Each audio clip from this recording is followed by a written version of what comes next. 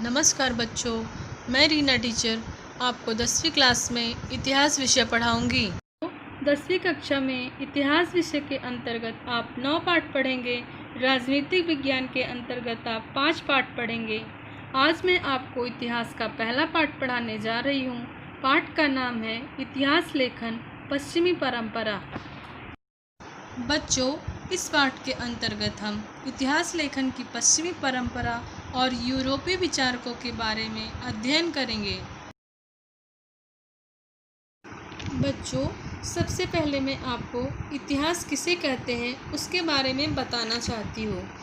इतिहास भूतकाल की घटित घटनाओं को हम इतिहास कहते हैं।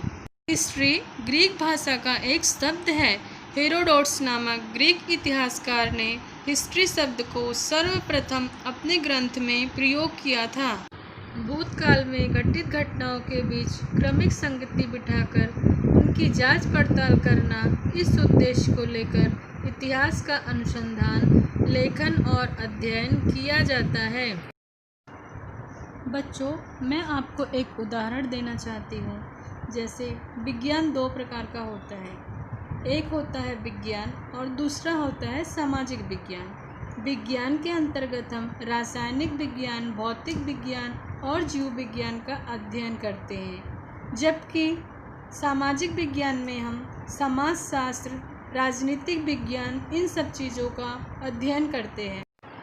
बच्चों, विज्ञान के अंतर्गत हम किसी भी तथ्य को सिद्ध करने के लिए हम बार बार प्रयोग कर सकते हैं। इसके विपरीत इतिहास के संदर्भ में प्रयोग पद्धति संभव नहीं होती है, क्योंकि इतिहास की घटनाएं घटित हो चुकी होती हैं और इन घटनाओं को दोहराया भी नहीं जा सकता है।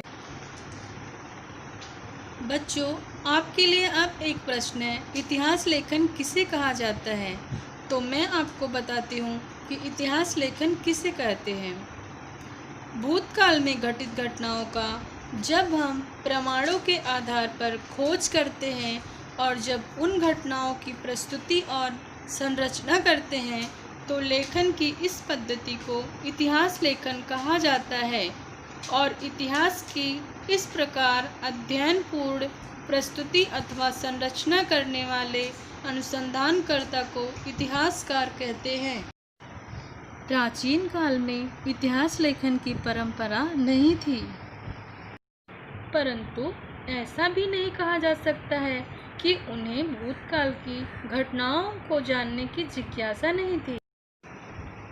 उन्हें इतिहास की जानकारी उनके बुजुर्गों द्वारा कहानियों के रूप में, शौर्य गीतों के रूप में और गुफाओं में बनाए गए चित्रों के द्वारा प्राप्त होती थी।